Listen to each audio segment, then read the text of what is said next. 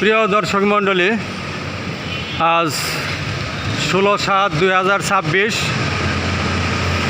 আজকে আমি এই মুহূর্তে আপনাদের সামনে দাঁড়িয়ে আছি সোনালী ব্যাংক পিএলসির সামনে। আমরা সোনালী ব্যাংক পিএলসি সম্পর্কে বলতে চাই যে আগে যেরকম ভালো সেবা ছিল, আজকে কিন্তু সেই সেবা আমরা পাচ্ছি না। সেবার মান অত্যন্ত নিম্ন পর্যায়ে চলে গেছে। আর এই সেবার মান নিম্ন পর্যায়ে চলে যাওয়ার পেছনে অন্যতম মূল কারণ হচ্ছে তাদের যে স্টাফ, সেই স্টাফদের অমানবিকতা, রোগীদের উপর যে চরম অমানবিক আচরণ তারা করে। এই সব কারণেই কিন্তু এই সোনালী ব্যাংক পিএলসি তার সেবার মান অত্যন্ত খারাপ পর্যায়ে চলে গেছে। আমি এই মুহূর্তে দেখতে পাচ্ছেন যে টাঙ্গাইল শহরের সোনালী ব্যাংক পিএলসির সামনে উপস্থিত হয়েছি। সোনালী ব্যাংক পিএলসির যে পরিস্থিতি, এর উন্নয়ন হওয়া প্রয়োজন। গ্রাহকরা আজ চরম গ্রাহক, এই সোনালী ব্যাংকের যত গ্রাহক আছে এদের অধিকাংশ গ্রাহকই কিন্তু চরম হয়রানির শিকার হচ্ছে প্রতিদিন। আমরা আজকে এই মুহূর্তে এই সোনালী ব্যাংক পিএলসির অভ্যন্তরে প্রবেশ করেছিলাম। সোনালী ব্যাংক পিএলসিতে যে পরিস্থিতি আমরা লক্ষ্য করছি তা অত্যন্ত দুঃখজনক ব্যাপার। কারণ এই সোনালী ব্যাংকের যারা স্টাফ রয়েছে তারা গ্রাহকদের সাথে অত্যন্ত দুর্ব্যবহার করছে। আমরা দুর্ব্যবহারের প্রমাণ এই মুহূর্তে পেয়েছি। প্রিয় দর্শক মণ্ডলী, আমরা কিছুক্ষণ আগে সোনালী ব্যাংকের ভিতরে প্রবেশ করেছিলাম। আমি সেখানে সোনালী ব্যাংকের যে ম্যানেজার, ওনার সাথে সাক্ষাৎ করার চেষ্টা করেছি, কিন্তু সোনালী ব্যাংকের ম্যানেজারকে আজকে আমি এই মুহূর্তে পাইনি। আমি প্রশ্ন করেছিলাম যে তিনি গতকাল ছুটি নিয়েছিলেন কিনা 2টার সময়। সোনালী ব্যাংকের যে ম্যানেজার তিনি গতকাল 2টার সময় ছুটিতে ছিলেন, অর্থাৎ গতকাল ছুটিতে ছিলেন, এটা সোনালী ব্যাংকের ভেতর থেকে বললেন। আজকে সোনালী ব্যাংকের যে ম্যানেজার তিনি ছুটিতে নেই, কিন্তু এই মুহূর্তে কিন্তু তাকে অফিসে পাওয়া যাচ্ছে না। কোথায় তিনি চলে গেছেন আমরা জানি না। আমি বলতে চাচ্ছি যে সোনালী ব্যাংকের যে ম্যানেজার, তার অনুপস্থিতিতে এই সোনালী ব্যাংকের ভেতরের যারা কর্মকর্তা রয়েছে তারা সেবা সঠিকভাবে দিচ্ছে না। তাদেরকে অনেক সময় দেখা যাচ্ছে যে রোগীদের উপর নির্মম অত্যাচার করছে, অমানবিক নির্যাতন করছে, মানসিক জ্বালাতনের সৃষ্টি করছে। অনেক রোগী হয়রানির শিকার হচ্ছে। আমি আপনাদেরকে বলতে চাচ্ছি যে গতকাল 2 ঘটিকার সময় বিলঘারিন্দার আফরোজা আক্তার বিউটি নামে চরম অত্যন্ত দুর্বিষহ রোগী, জটিল রোগী, সেই রোগীর সাথে এই সোনালী ব্যাংকের কর্মকর্তা দুর্ব্যবহার করেছে।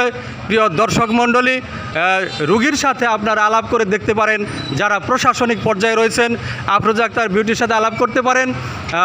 ওনার সাথে কিভাবে দুর্ব্যবহার করেছে আপনারা তার সাথে আলাপ করলেই তার বাস্তব প্রমাণ পাবেন। প্রিয় দর্শক মণ্ডলী, আমরা এই সোনালী ব্যাংকের সামনে দাঁড়িয়ে আমি এই মুহূর্তে ভিডিও উপস্থাপন করছি।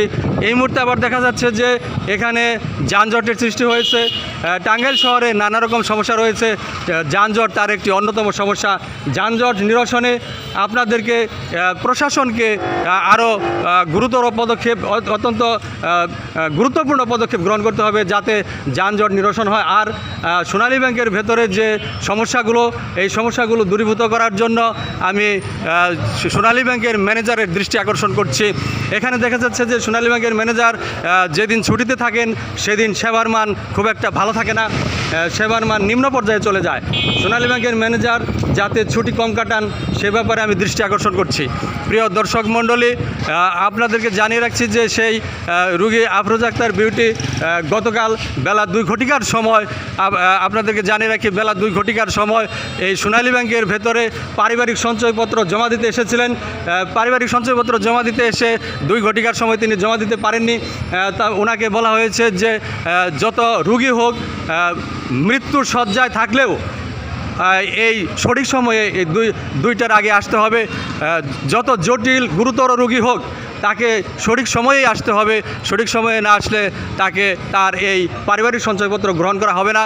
তিনি এভাবেই তিনি চরম নেতিবাচক বক্তব্য রাখেন, ইতিবাচক দৃষ্টিভঙ্গির পরিবর্তে তিনি নেতিবাচক বক্তব্য রাখেন। প্রিয় দর্শক মণ্ডলী, যদি বাংলাদেশে এরকম যারা প্রশাসনিক পর্যায়ে রয়েছে, যারা